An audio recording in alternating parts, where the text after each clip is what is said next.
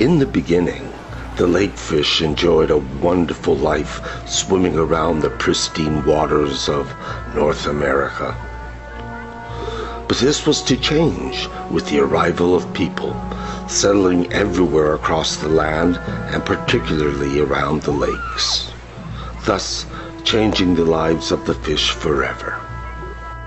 Amen.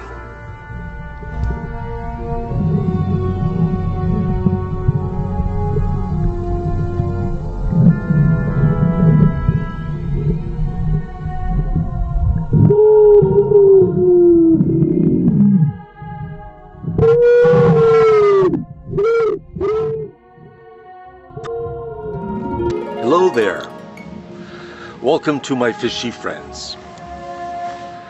Now, I've been friends with the wild fish in a few of the lakes in the Laurentians for the last 10 years. And I have a collection of smallmouth bass and sunfish who are all just tremendously friendly, and they swim with me and I feed them, and it's just quite a marvelous relationship. And a whole number of people found out about it, and some people were so bold as to say that they were going to catch those fish and eat them. So on certain days, one couldn't help but worry that they might have been caught, and that would be the end of the relationship. But I had a good friend there who was every day at the beach like we were. Hello, Algis. It's amazing that you've been coming here for years to see your friends, the fish. They wait for you all winter, and in springtime you call them, they show up, you cuddle them, you pet them, you give them love.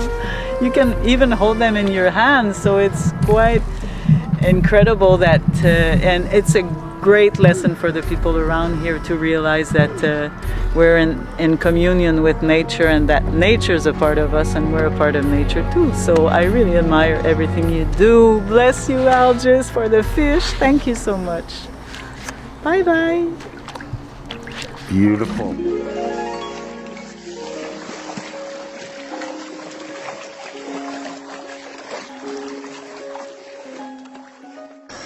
Hi, I'm Liz Edwards. I moved to the Laurentian Mountains in 1990 with my 2 children.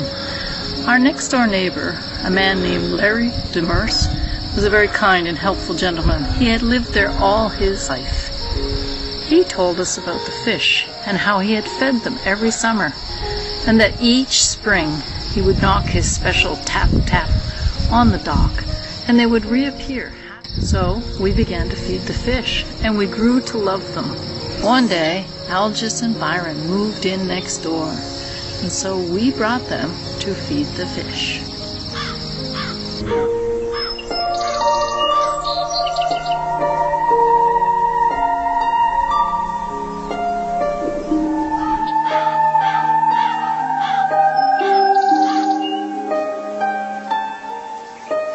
This video is dedicated to my partner, Byron Ayanoglu, who was a real aquatic.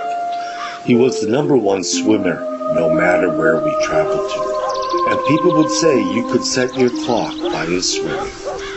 It's because of him and several years in the Laurentians around St. Adele, Val David, and St. Agathe, I became friends with the local fish, which were primarily smallmouth bass and sunfish, besides the horrifying catfish. And it's these fish that became our only children, and this is their story.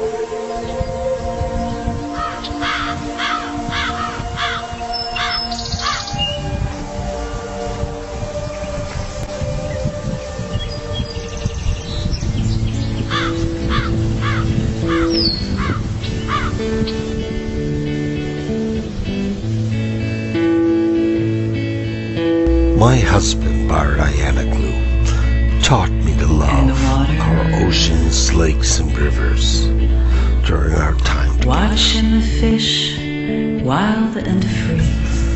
The sunfish, the parrotfish, a fish from Portugal that got trapped here during the melting of the Ice Age. Like diamonds in the sea. Now this smallmouth bass here I've called Claude Monet, and I have known him for 7 Did you know years.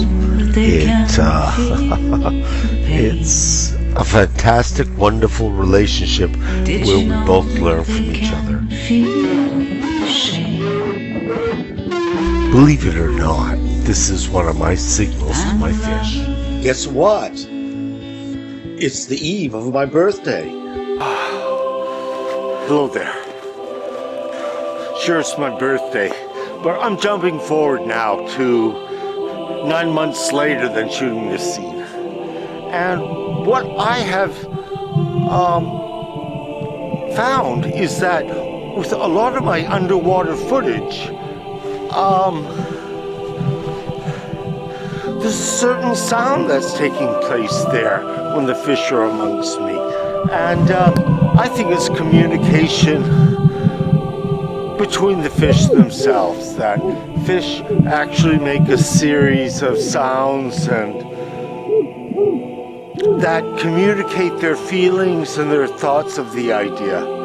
And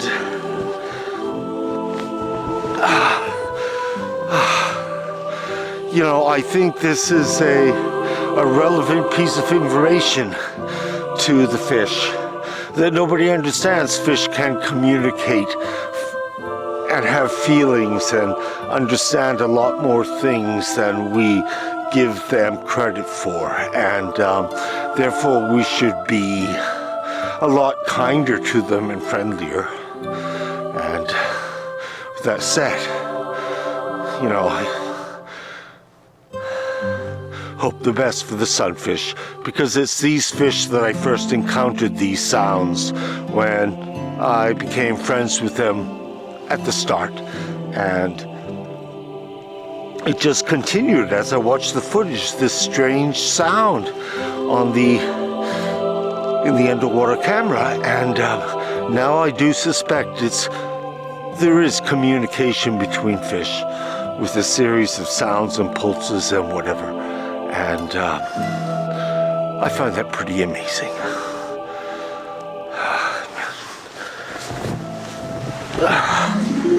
Along the way, I decided I wanted to do something extra, so I decided to have the fish allow me to touch them before I actually fed them, and that worked out pretty well. And then soon after, I decided to imitate my friend Larry Demers and make a beat when I fed the fish, something that I could repeat over time. And that beat was the hockey beat, which was dun dun dun dun dun dun dun dun dun dun dun dun dun. So I did that, and I didn't think much of it, but I did it for a couple of summers, and then I moved back to Montreal and didn't go much up to the Laurentians for about 5 years, until some friends came and wanted to visit the area. So we went up there and went back to where Larry used to live, and I thought, you know, I told them I used to be friends with the wild fish here, and they didn't quite believe me, but I decided for, again, the halibut, that I would bang some rocks together in that manner, which I had, and see what happened. And miraculously, within a couple minutes, 2 bass about this size showed up and immediately caught eyes with me. And I couldn't believe it. You know, fish have a 5-year memory. So it started me off doing something with fish all over the world and in a variety of places. And I just think that's such a good thing.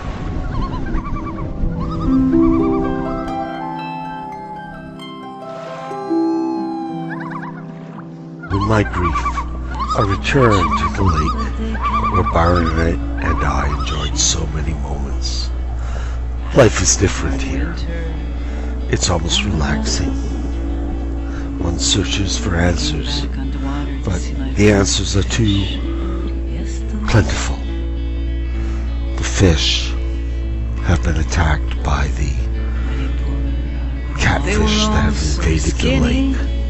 So I look for them, and I hope that Global warming. The eggs had of made the fish food I've hard to befriended find. will survive.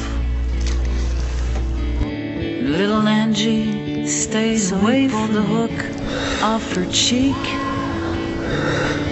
trying to hide her destroyed cheek, tearing half of her pretty face. Did you know they can? Then he threw her back in the water. Did you know they can? Little Angie almost died. And the love. I like to bring the fish down to the lily pads because they feel protected under the lily pads, and unfortunately people who own properties alongside the lake eliminate them, and they ruin the lifestyle of the fish that like to hide under these lily pads, so that various birds, ducks, loons don't come after them.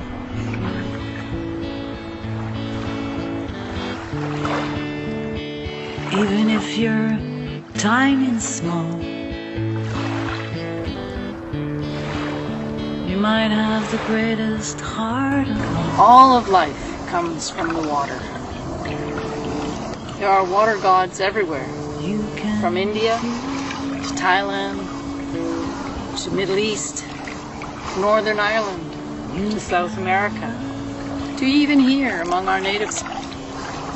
Signs of waves and fish can be found. and the love.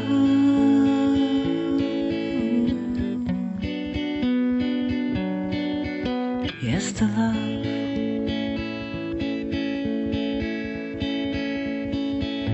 From watching my friends to fish, they sure taught me a lesson.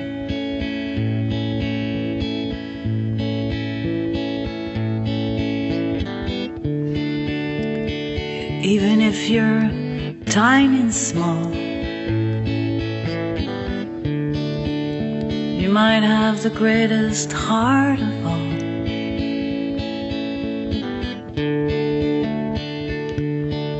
You can feel,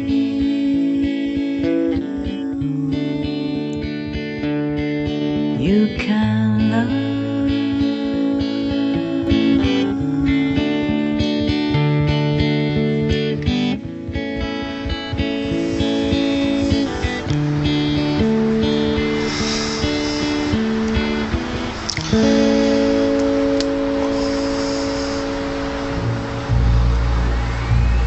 When you're underwater in a lake trying to take pictures of fish, you're not allowed to touch anything.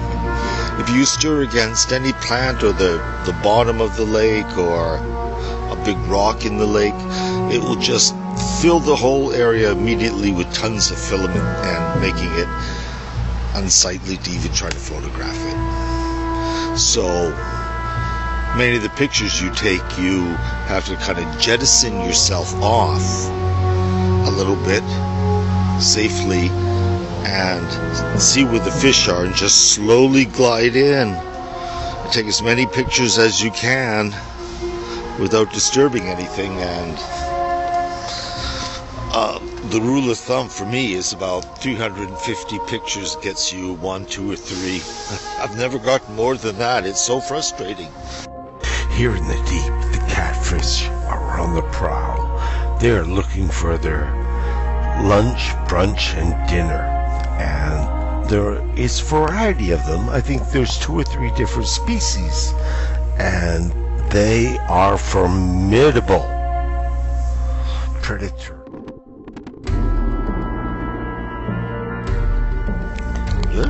The catfish. What are we gonna do with the catfish? Catfish is gonna eat us. Catfish is gonna eat us. The catfish is gonna eat us. What are we gonna do? I want to get everyone out of the shallow area of the lake. Here is a wonderful sunfish nest. This is where they lay their eggs, and they are configured in a manner that all others copy. A lot of gray rocks and a few white rocks. Now this whole story would have never occurred if it wasn't for Liz Edwards, who's going here to make her homage to the lake. She taught me how to feed fish, and I just expanded it from there.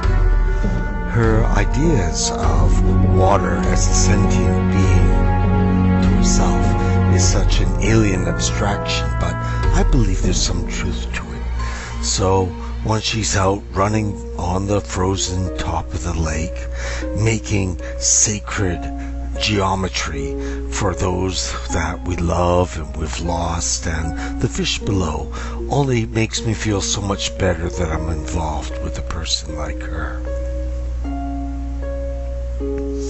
Now, sacred geometry and water is one of the most amazing aspects of our planet, and it's something taken for granted. A lot of people don't believe it's true, but water contains our thoughts, hopes, and wishes, and to actually go out and physically make sacred geometry on a lake top can only benefit all those sentient creatures that rely on the sacred subject, such as water, as ourselves. So Liz runs on and encourages me, and I have furthered her original teachings up to the point where I touch and cuddle the fish. The fish remember me year after year, and some fish, over 5 years come back when I beat the sacred tune that I taught them when I was feeding them. So life is evolving around water, light, sun, and love. Masaru Emoto, a Japanese author of The Hidden Messages of Water, believed that human consciousness could affect the very molecule structure of water.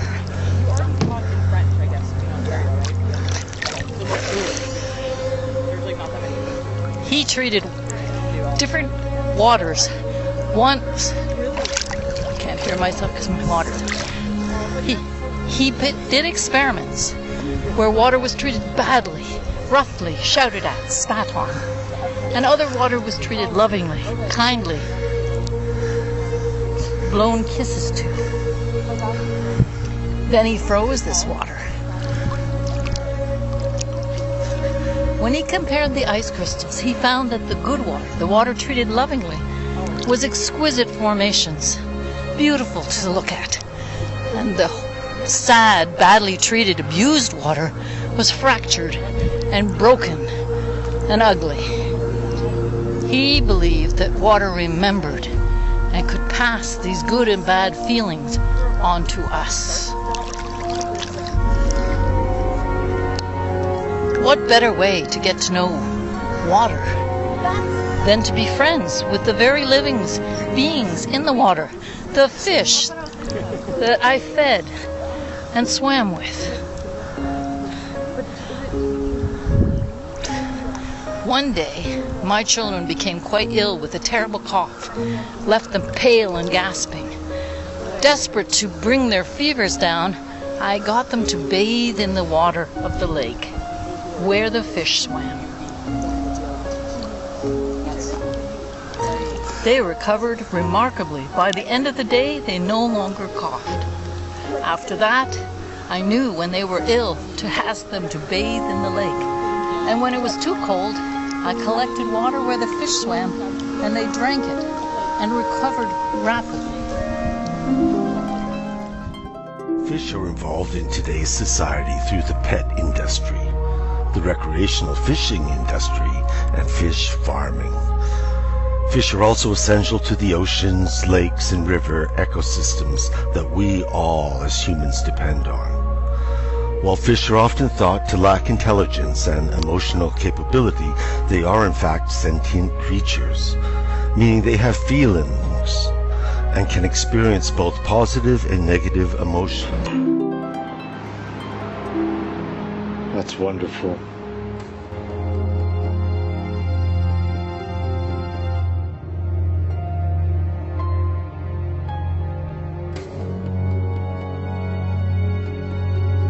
So being emotionally inclined, when the sunfish witness vast amounts of the smaller sunfish disappearing by being eaten by the catfish. They live in fear. Contrary to popular belief, fish do have great memories. Some species of fish can recognize and remember humans that give them food rewards, which I've been doing for 7 years. And the fish always recognize me. They like to catch eyes with you, and they like to come right up into your face and see you. So the fish that are friends with you can identify you, and you create a bond between each other. Fish can also remember musical tunes. One group of researchers fed their fish while playing a specific song before releasing them into the wild. 5 months later, the fish returned and the song was played at sea. Now, being friends with any kind of fish is such a beneficial, therapeutic thing for your heart, mind, and soul. And I've maintained mine with the bass and the sunfish, but the sunfish, which did come from Portugal, is a fish that grows about as big as a Volkswagen Beetle. And if you were to have a fish tank, which is another form of therapy that helps everyone from young kids to older adults with various ailments, that the fish offer you a ability to heal various aspects of your soul and your abilities just by simply watching them and caring for them. And it is probably one of the best things you can do for yourself, and is a very inexpensive hobby. So if you can't swim with the fish, you can certainly watch them here. It has become known that fish will avoid situations they know to cause them pain, and will seek out experiences with rewards. So I can understand my fish always remembering me year after year of arriving at a certain time in the early spring and feeding them all summer long, so that they have a good stored up amount of fat for the 5 months that they probably are in limbo, just sleeping off frozen hours of winter.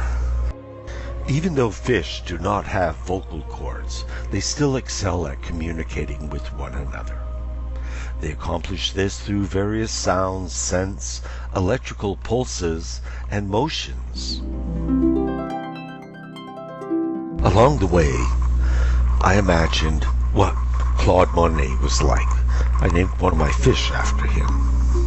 Claude Monet had made himself a fantastic garden with a waterway, and he must have enjoyed the fact that fish lived there in such a splendid area of France.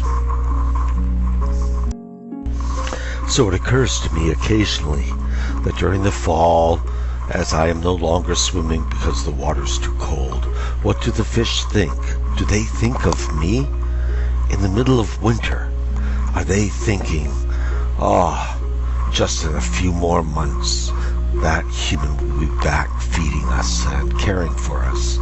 And that leaves me feeling joyous that I'm helping the greater picture of the world and delivering something to an unrecognized animal that's considered dumb, stupid, and has no feelings whatsoever, and changing that around to appreciation and love for this aquatic animal. I've noticed over the years with my fish that they have the ability to change colors depending on the camouflage needs, environmental conditions, and time of year. They also change their colors when they're being most aggressive towards other fish trying to get my attention or keep me all to themselves. Fish are possessive and will allow you into their family of friends because they understand the beneficial nature of what I'm trying to do here. So I make an imaginary situation in which Monet is painting fish in his beautiful garden in Giverny, and that he's looking at these images of fish he's painted, and that it expands both his understanding and appreciation for aquatic life, but at the same time, the necessity for being beneficial to another animal that has so few rights here on this planet. During the winter months, I have noticed several people out ice fishing, and I always try to lead them astray. I always try to say, hey, yeah, you're right, this is the best place for the fish, or the best place is over there, to keep them away from mine.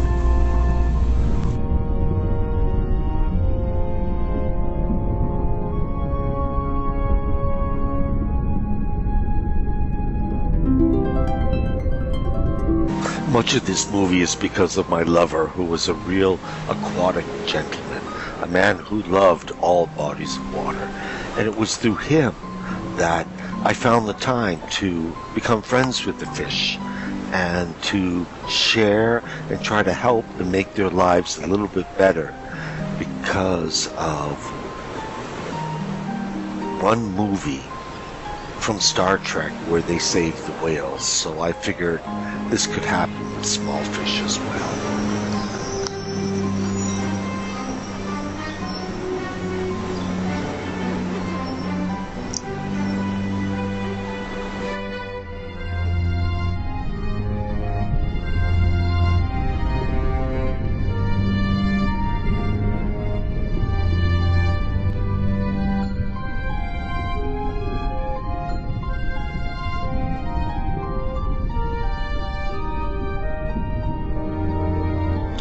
Now, the catfish is an invasive species. I don't think it really existed up in Canadian waters or rivers, but it got here by the St. Lawrence River.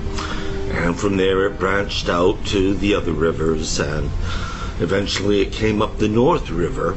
And as I suspect, it hangs out where streams run into the river, and they stay there a few days and they sniff the water to see if they can smell other fish in that water, which I think they can, and then they proceed up the stream and get a hold of your lake. Now, the catfish are very territorial, and they're very smart. They work together in pairs and triplets. One will hide under the mossy ferns underwater, and the other two will drive the fish towards it, and so it can capture it. And so, this is pretty sneaky business. I guess, killer whales do that too, and other fish, but I don't think bass or sunfish do that, so you gotta watch out for the catfish.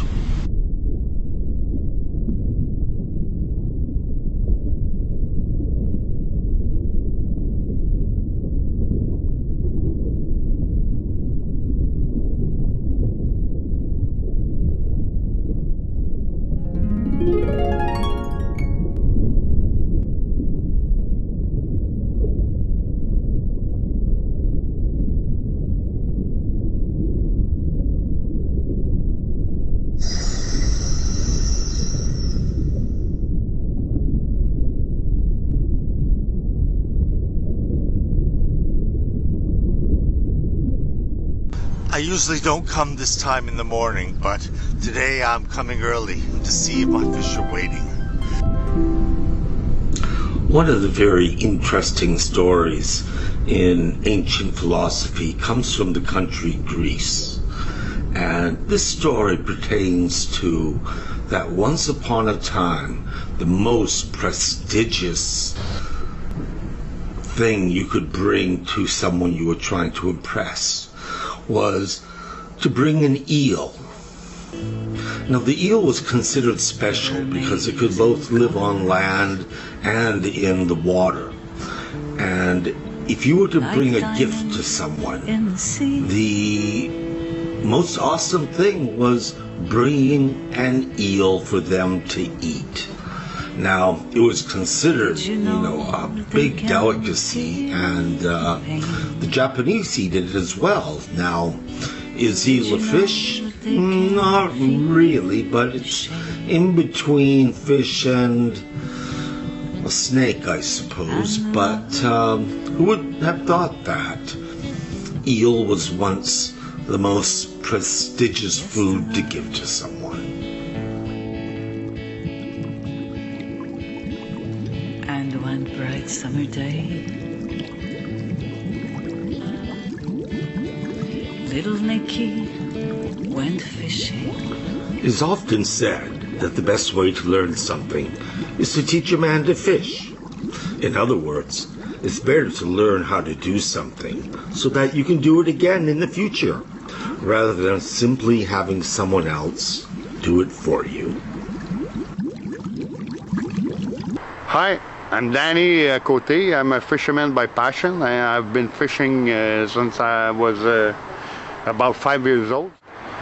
It's not true that the barbels are electrified. What it does is the barbels only act like radars. So they detect the food in the mud and the bottom of the lakes. To catch them with your hands or your feet, what you do is it's called noodling. You put your hand in the hole and they're going to bite you. So if you do noodling with the barbu, be careful because they can pull you in the hole and you're going to drown.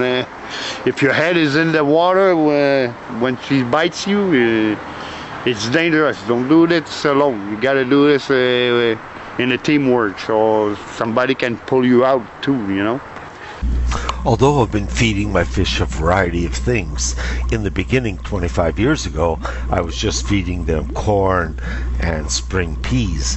Now I've evolved to feeding them chicken wieners, chicken hot dogs, you know, the least amount of fat and salt, and it gives them protein so that they're able to repair their bodies at a time when there isn't a superfluous amount of insects to be eaten, and fill that aspect of their food chain and life sustenance.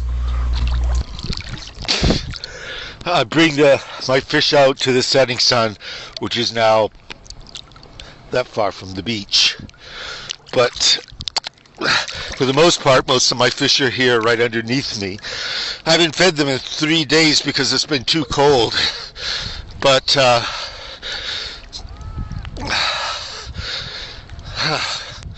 we'll take another look down there and see what feeding time looks like.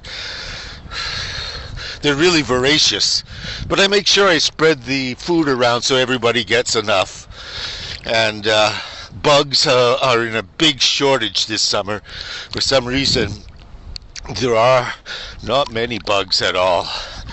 So with that said, I'm going to go back under and feed my fishy friends.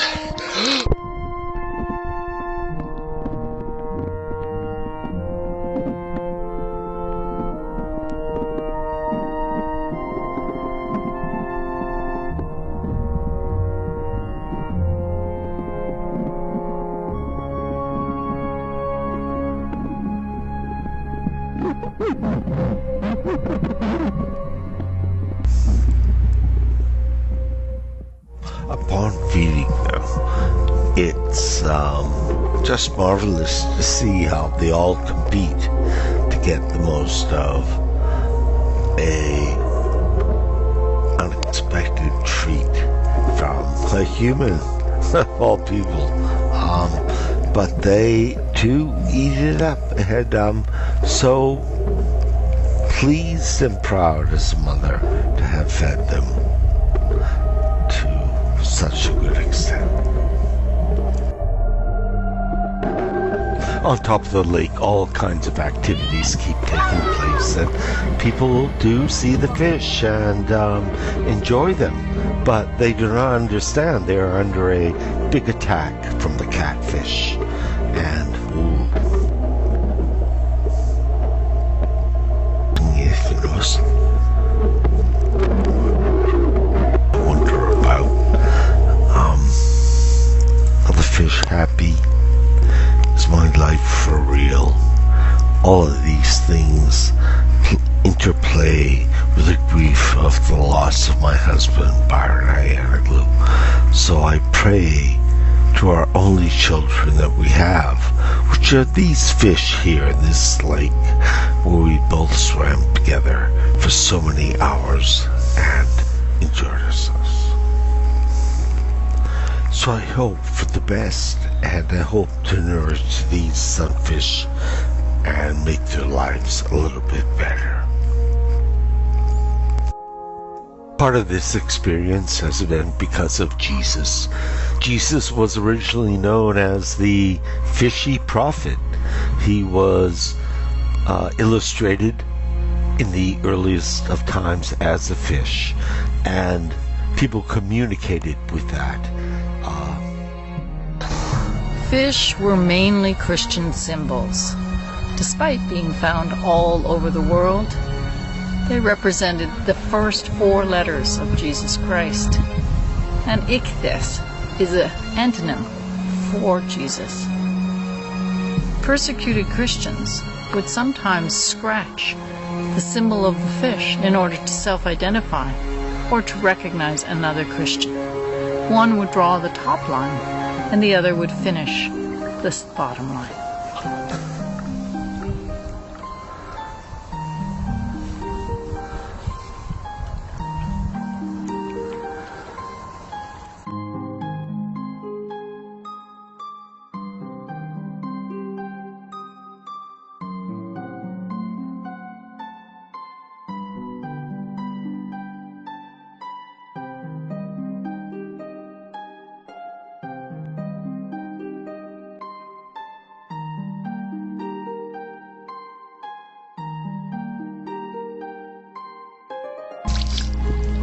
You see, what happens here is that most of the fish that exist here in Lac Round have been bought by the city from a few companies that grow fish to sell to townships for their lake. So anyways, these townships grow a variety of fish, trout, bass, and they sell them to the cities, the towns, so they can stock their lake with these fish. But what happens is these fish know nothing about the reality of living in a lake. They grew up in a small dugout, circular trench, and have been fed daily. And there's nothing to question about a life like that. There's no rock formations underwater or plants. So when they get dumped into a lake like this, they just freak out. They don't know what to do. Where's the food? What do you eat? I mean, it's really a pitiful, horrific scenario for the fish themselves. So I spot them and get them to join my club, and I feed them. I primarily was feeding the sunfish to get them big enough so the catfish could not eat them, because the catfish is primarily the diet of the catfish is the sunfish, and that is the blue catfish and the channel catfish that are plentiful all over North America. But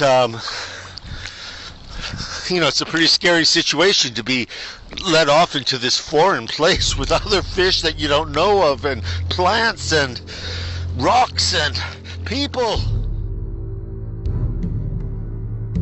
Because the sunfish is primarily the diet of the catfish, I've noticed over the last several years that the brightly colored, tropical-looking sunfish is changing colors. I think somehow they understand that their brilliant hues are what's causing them to be seen so easily by the catfish and eaten. I've seen whole coves of small sunfish completely devoid of sunfish because the catfish is so formidable. So I see the style and manner of the sunfish has changed. The colors have changed, and they tend to be hanging out in deeper water where the catfish does not hang out.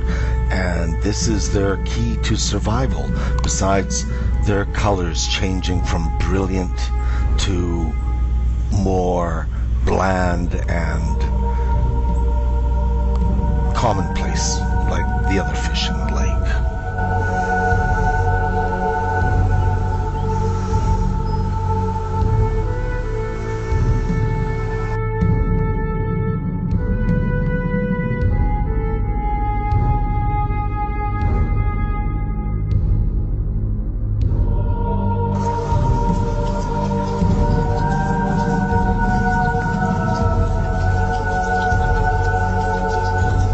This is Lac Round. Not only do we have a problem with catfish, but someone put their goldfish in here. And, a few goldfish in this lake, and 5 years later, there were like 100 red carp, that had taken over the lake. But they're not as troublesome as the catfish is. I mean, the catfish is a real diligent predator. And it not only hunts during the day, but it also hunts during the night. And what a horrible way to go as a sunfish, that you're sleeping there at night and all of a sudden, because of its electromagnetic whiskers, it tunes into you like some science fiction scenario, and that's the end of your world. So I'm all for the sunfish. Viva la sunfish!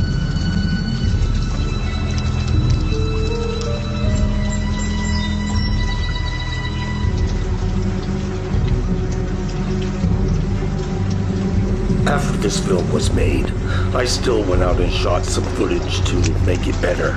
And I went out without my stereotypical purple or yellow swim shirt. And on those days, the fish bit my nipples, bit my earlobes, the ends of my fingers and toes that looked like little bits of chicken wiener. Oh my.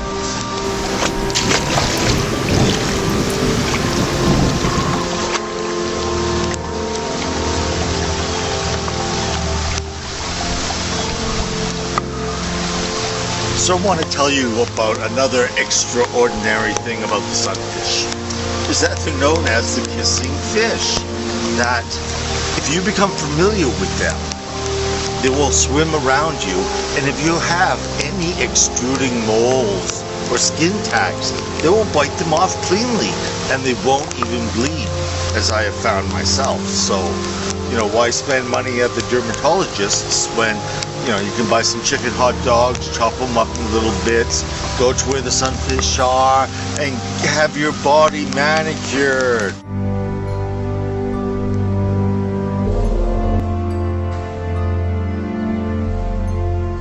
Over the years, I've noticed a lot of problems with the fish and their complexions. I've noticed there's a lot of sores and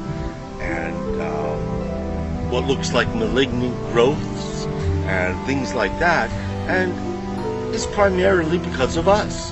I mean, we put toxic things on our gardens, and our houses leak into the ecosystem with its sewage. There's chlorides put on our roads during the winter, and all of this affects the fish. Fish are also a time-based animal that if you rendezvous with them at a certain time, they're generally speaking there.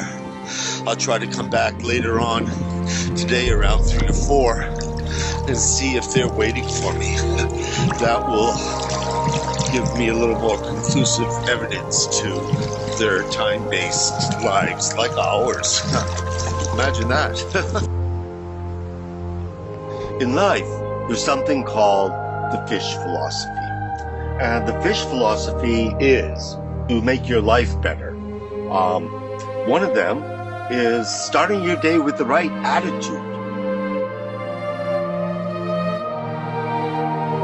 Then it's about making someone's day.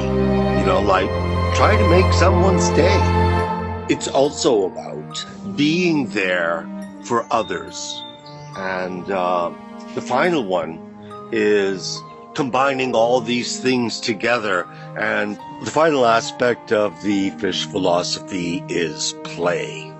You should play and have a good time. Life is short, and life is so much better if you practice it. So with that said, yeah, fish philosophy is the one for me. Thank you. I've been interested in water, fish, and theology since I was a young boy, 55 years ago. And it all started from watching a variety of television shows.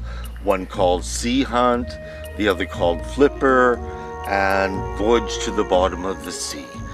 And so we had a cottage on the side of a lake, and all us children would go swimming, but my younger brother Mark always excelled, swam faster, deeper, and I was a little bit jealous of that. No matter how hard I tried, I could never outdo my brother Mark when it came to swimming. Eventually I discovered that my brother Mark had webbed feet, which aided him and made him so prolific in the water. And it was just amazing. I didn't think so much about it at that time, but later when I was discovered that Jesus could walk on water, I thought my brother Mark could walk on water too if he actually tried. He was so good. And then later, when I discovered in Greek mythology the various fish gods and lake gods, water gods, I thought to myself, maybe Mark had some of that divine luck and was blessed and was even a little bit in their league. May he always rest in peace.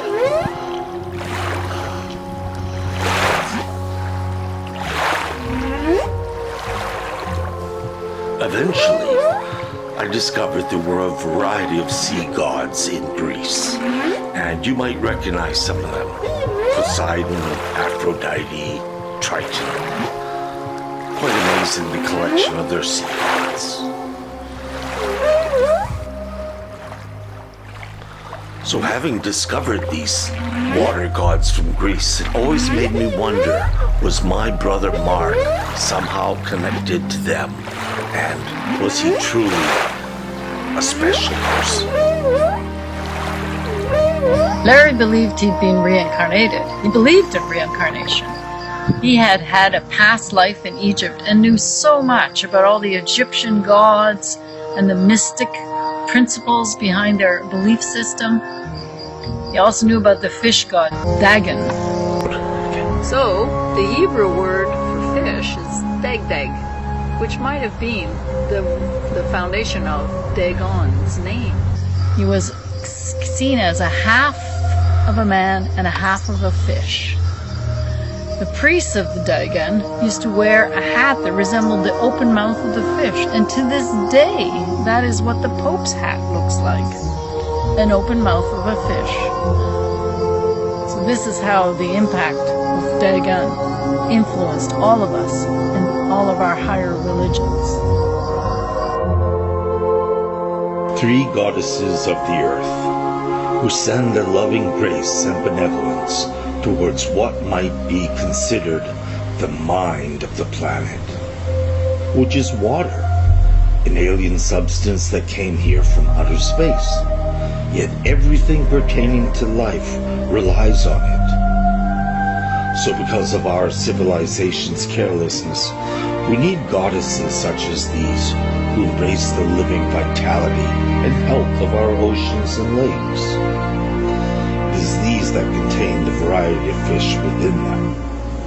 And by offering healing love, appreciation with gratitude, it is this devotion and cure that is so vastly needed by our planet.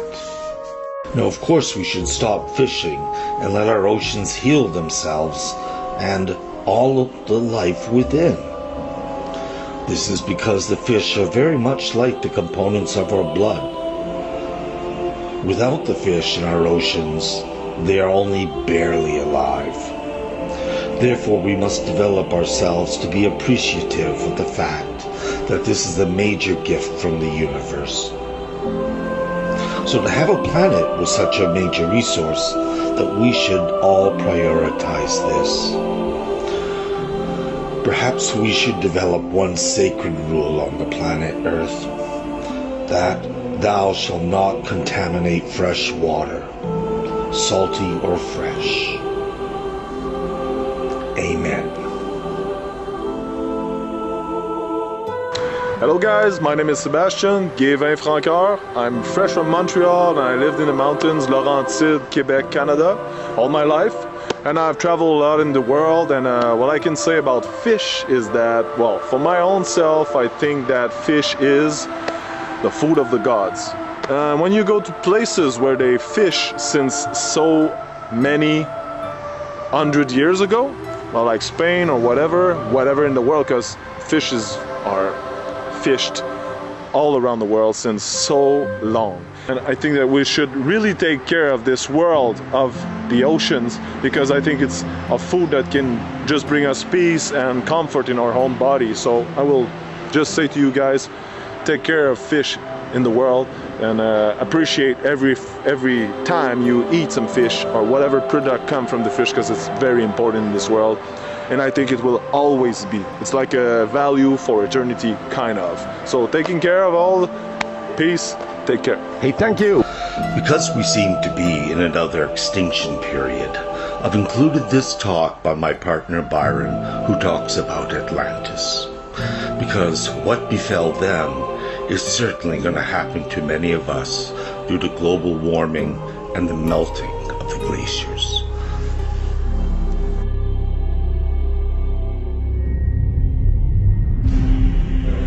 Και έτσι χάθηκε η Ατλάντιδα, όπως έγραψε ο Πλάτων. And so, this is how Atlantis was lost, as Plato wrote. Such was the vast power which Poseidon settled in the lost island of Atlantis, that for many generations the Atlanteans, grateful to the god whose seed they were, united gentleness with wisdom in the various chances of life and in their relations with one another. They despised everything but virtue, caring little for their present state of life and thinking lightly of the possession of gold and other property, which seemed only a burden to them. But when the divine portion began to fade away and human nature got the upper hand, they turned to behaving unseemly and no longer espoused virtue, honoring instead the meaningless, two-headed pursuit of wealth and vainglorious power. Zeus, the god of gods who rules according to law and is able to see into such things, perceiving that an honorable race was in a woeful plight, decided to inflict punishment on them.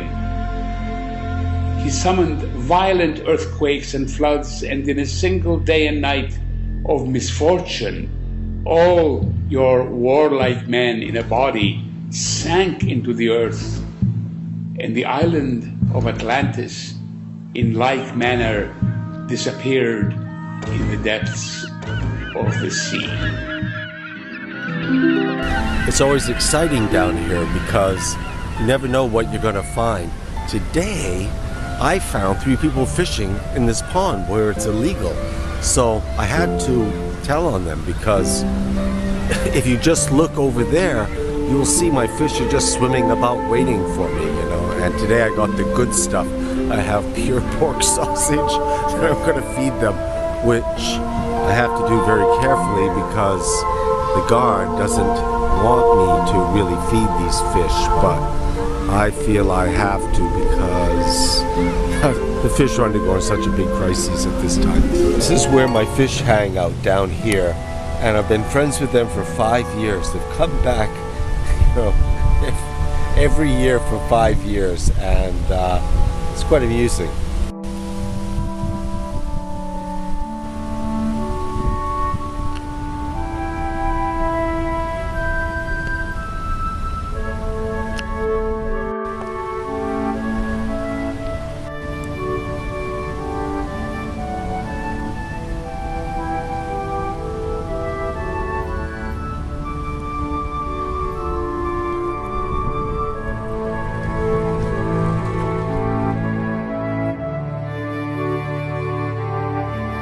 the bigger fish want to compete with the smaller fish for the food, meaning the more I let them touch them, the more sausage they get. And they do. On occasion, they really let me rub their whole body. One time last year, one was caught with a fish hook, and I complained to the authorities here, and they actually removed the fish hook by the next day, which made me very impressed with this place. So it's a little bit of heaven, and it's a little bit of unorthodox friendship that keeps one marveling at this place. And you might never know that fish could be so dynamic and friendly if you weren't here doing it. Larry told me this interesting thing about octopus is that they have the ability to write their own RNA and DNA and to implement it. Really? They have brains in their tentacles. They have better DNA than us. That's simply amazing. So how many tickles does it take to make an octopus laugh? Why, it takes tentacles.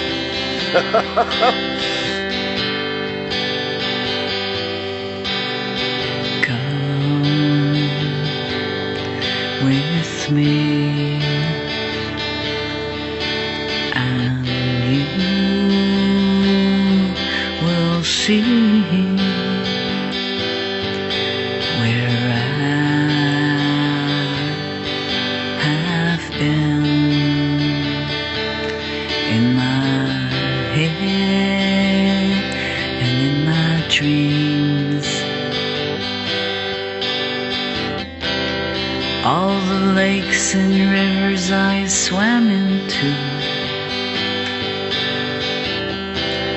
all the oceans where life took me to,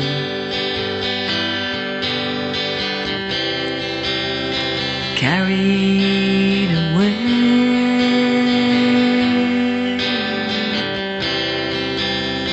dancing in the waves. Close your eyes when you feel sad as black clouds, seasons go by,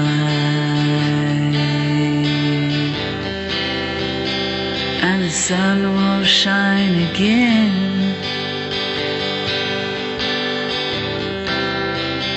There are treasures in the river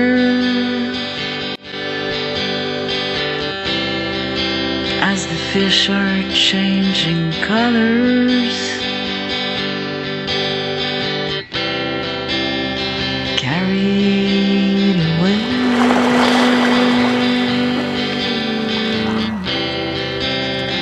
dancing in the waves.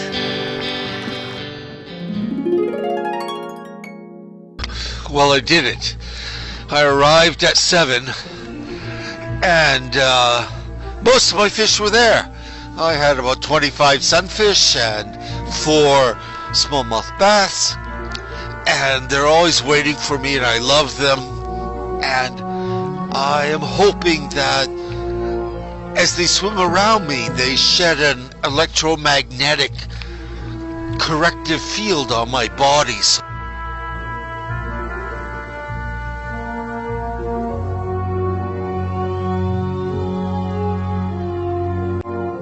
I can feel them rubbing against my legs as I'm swimming back. And this is just a good sign. Love them.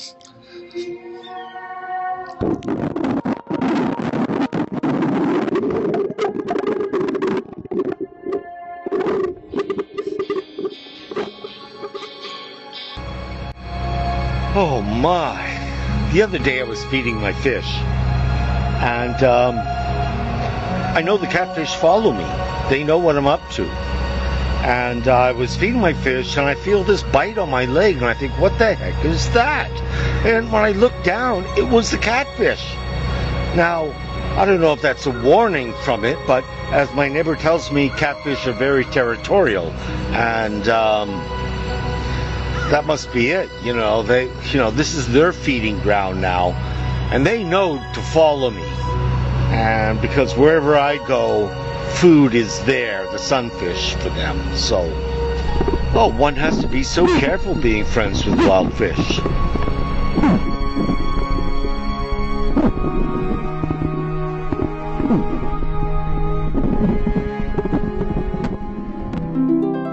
You see, with bass, even though you're the same size as the catfish, you really can't sleep. Because if the catfish comes from behind and destroys your tail and you have no ability to move forward, you'll be laying there at the bottom of the lake while they slowly come and eat you alive. A most disgusting death. When I'm swimming in the lake, I encounter other swimmers who stumble upon me and my fish, and I see how they interact. They, generally speaking, are curious, but they're not as friendly as they are with me because we look so drastically different. So they come back.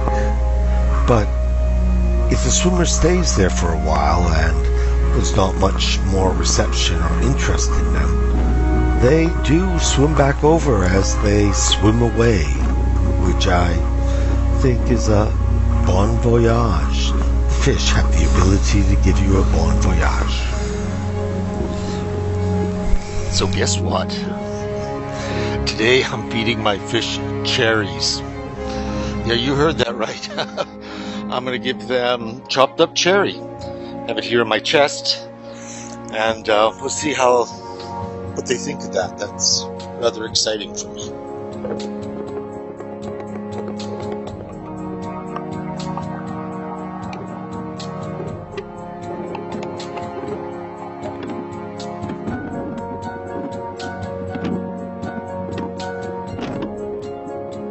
So my fish like cherries, but they don't like boiled potatoes.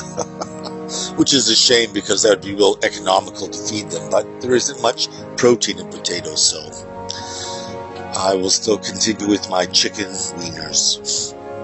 Now, while I'm recording this, the fish are biting on my derriere. They can probably smell the chicken wieners in my back pocket, and they are hungry for them, let me tell you. The thing is, fish are sentient beings. They have feelings, they have relationships, they have memories, and they're scaredy cats. Anything they don't understand, they just keep away from it. But with humans, another bond occurs, and nobody's, actually done it but a few favorable people on the planet that have made friendships with fish, belugas, and a variety of others. But another little point I would like to make is that I'm swimming with the fish so that they correct my electrical frequencies in my body. Now, this discovery came after the Cold War, when the Russians had a whole bunch of dolphins that they were training to put landmines on submarines.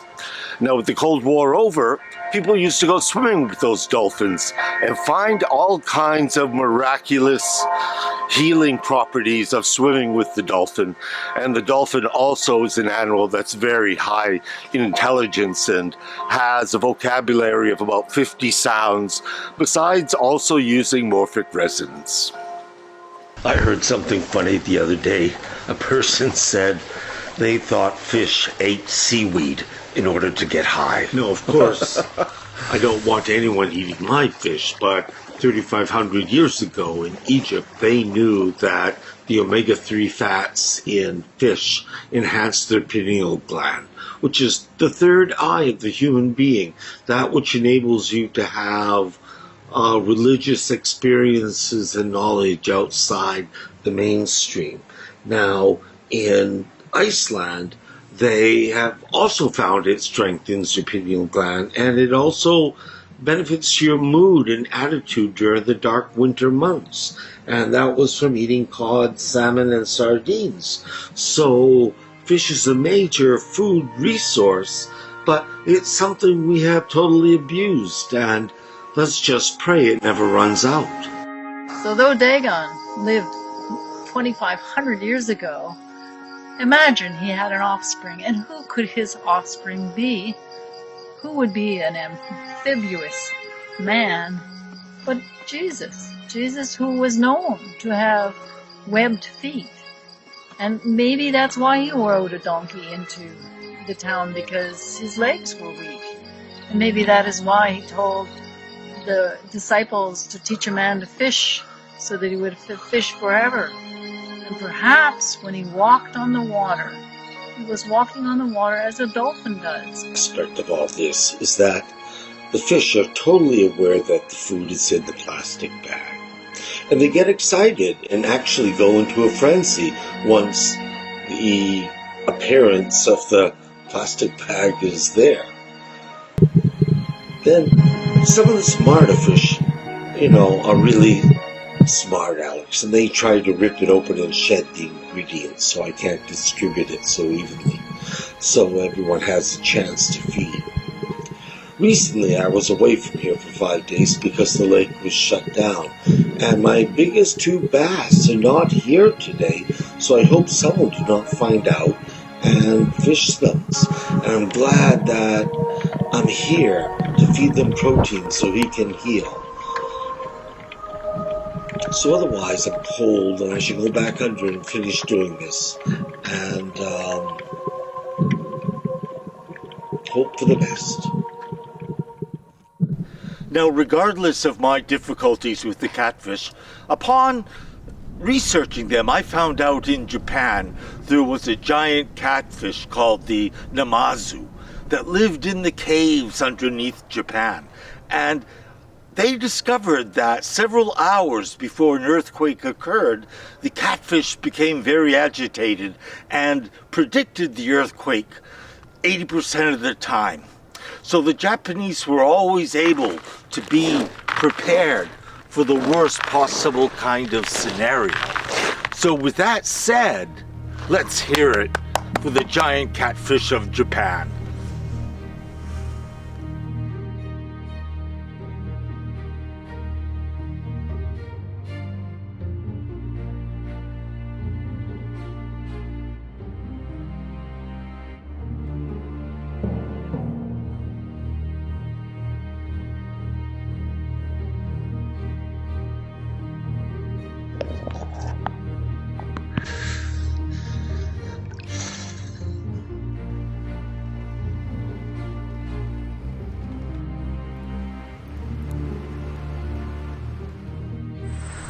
My name is Nina, and I am the mermaid of this lake. In Ukrainian, we call that a rusalka. So I'm the rusalka of this lake. Right, Eddie? Yep.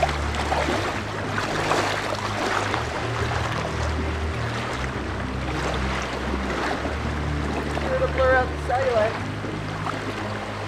Very long time ago, when I was a little girl, my father went sailing. He liked to go sailing, and he was gone a long time, and a storm blew in, and I was very concerned, and I wished at that point that I was a mermaid, because then I could dive into the water and go and find him and do what mermaids do, which is, save sailors and guide them from trouble. And so I always remember a story that my grandmother told me about how in the Ukraine, the word for mermaid is rusalka, and that means mermaid, but it's the same word in Russian, but in Russian, it's a very evil creature, like a lake witch that comes out and does trouble and, leads the sailors astray and leaves them for dead. So I prefer to be the Ukrainian mermaid. And from that day on, I just always wished that I could be reincarnated one day as a mermaid so that I could do all those things and help the people and be a good rusalka and have a tail. I would love a tail so I could swim faster.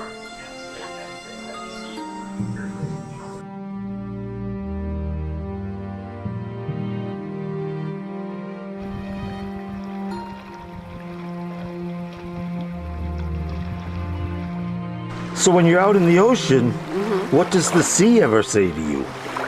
The sea never really says anything, but it always waves, you know.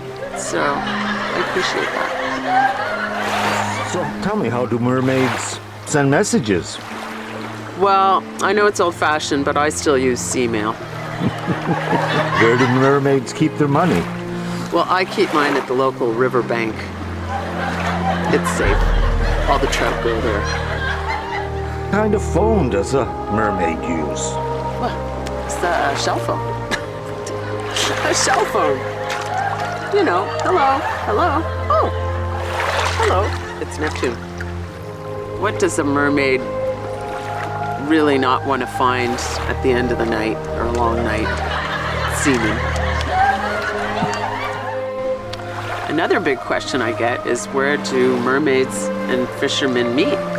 Well, online. My name is Nina and I am a mermaid. I do not have my tail right now, it's at the dry cleaner, but I am a mermaid. Where do mermaids see movies? Well, in the dive-in. Why are fish so skinny? That's because they eat other fish. And it's a hierarchy. Hey, Otis. I'm here in Vancouver, and I'm almost underwater.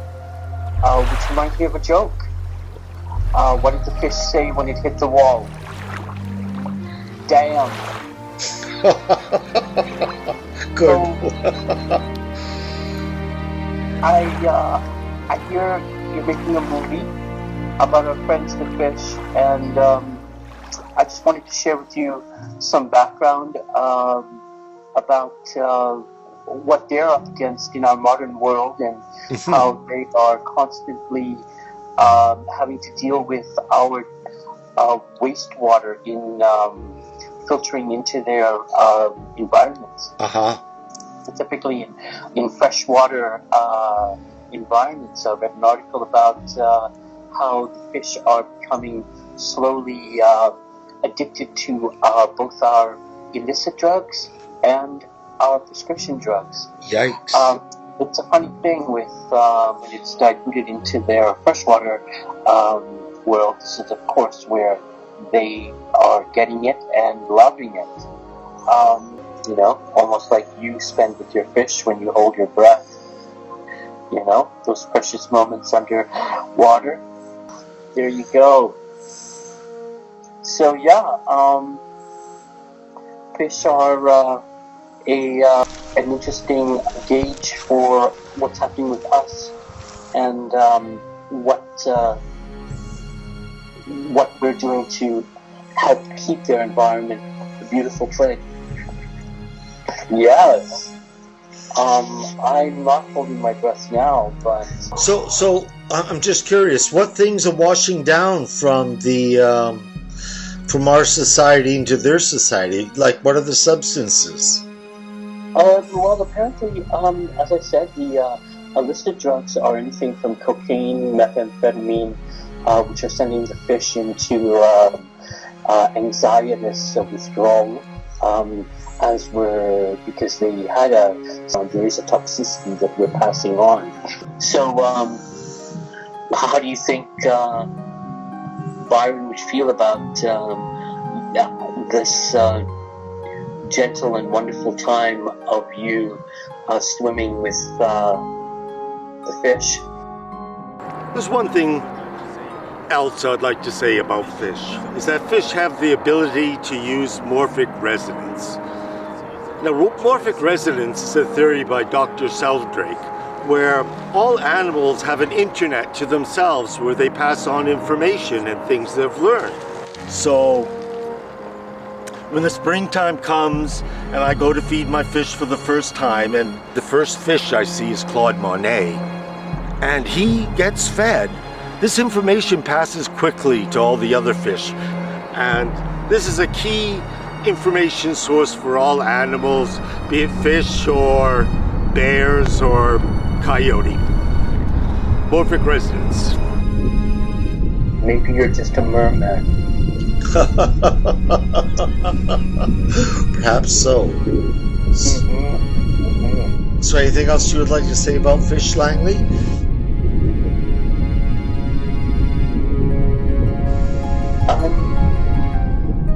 Just that the Vietnamese believe that if you're going to eat a fish, the best part to eat is the tail, because that's where all the energy is.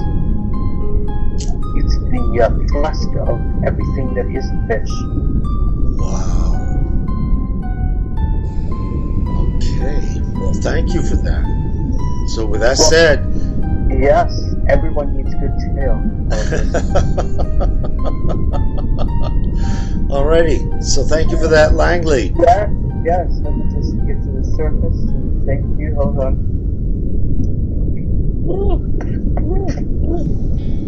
Here we go. Okay. Bravissimo. After a hard winter, I came back on the water to see my friends, the fish.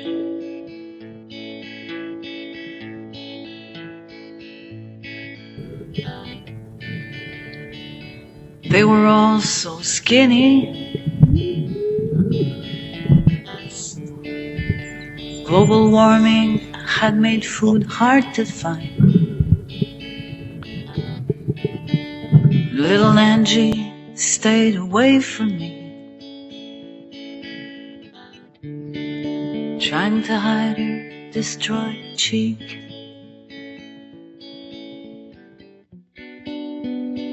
Did you know they can feel pain? Did you know they can feel the shame? And the love.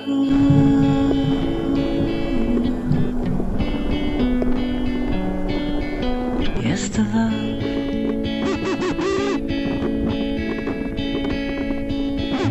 From watching my friends to fish,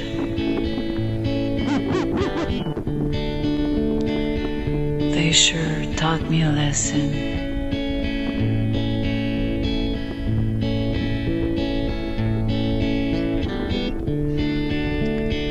Even if you're tiny and small, you might have the greatest heart of all.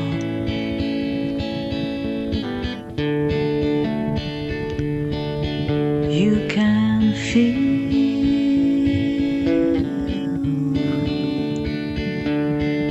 you can love.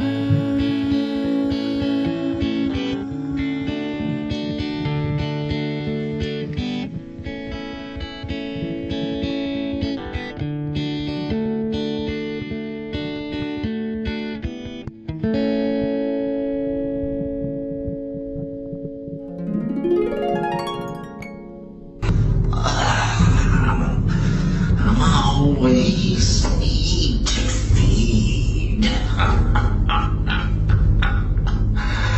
I must eat or I get an upset stomach, you see. See my precious meal, the sunfish. Oh, I'll get you if not today, then tonight, when you can't see me coming. I'll find out where you're resting, even though some people say, why did the catfish have trouble sleeping?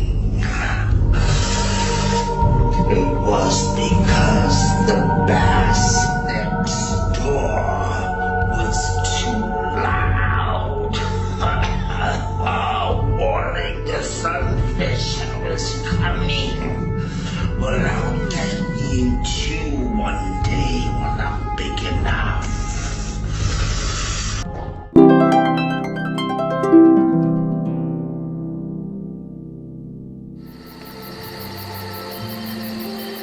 Good afternoon. I'm Dr. LaRue. I'm a retired physician.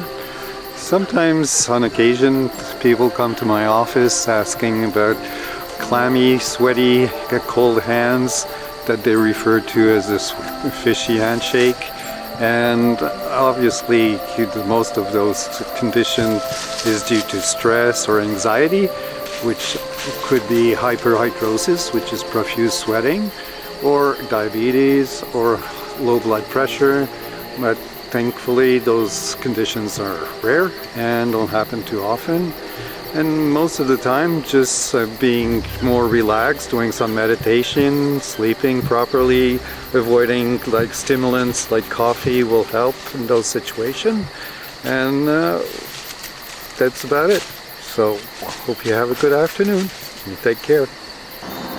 Well, I'm sorry. I have to apologize.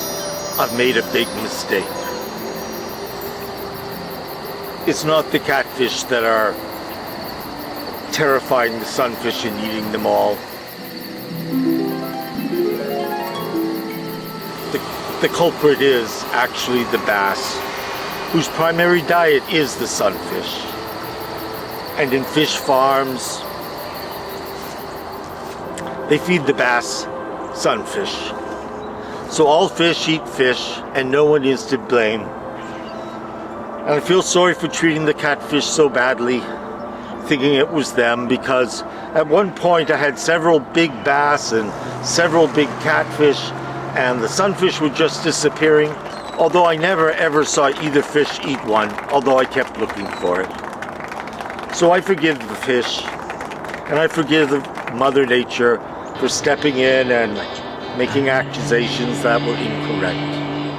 May nature carry on as she beautifully does, and the rest of us, let's just live long and prosper and use the fish philosophy. Can be found in all the species that surround you, in all the lakes and rivers you'll swim into,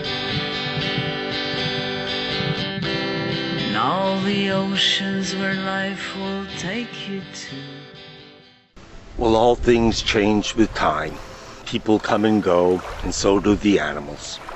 Unfortunately, this year I suspect Claude Monet, Aphrodite, and Cleopatra have been caught and probably consumed. The catfish has taken over. The catfish attacks me and bites me, tells me it's his territory. Claude Monet, Aphrodite, and Cleopatra are no longer swimming with me after feeding time back to the beach. Oh. So may all these fish rest in peace, and my two other great fish, my dear husband Byron Ayanoglu, and my good buddy pal Pierre. May they all enjoy excellent days in heaven.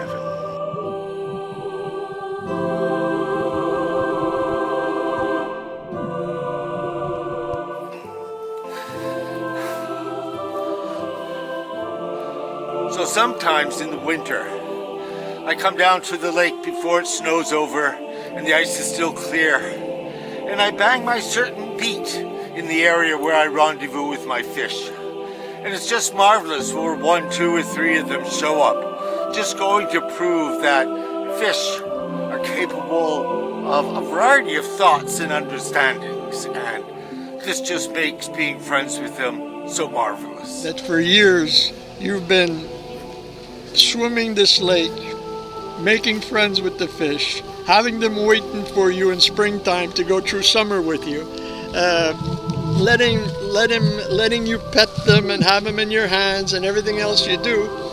And it's just a wonderful lesson for mankind that we can have this communion with nature, that nothing is a stranger to us. We're part of it all, and it's part of us. So bless you, brother. I just enjoy what you do.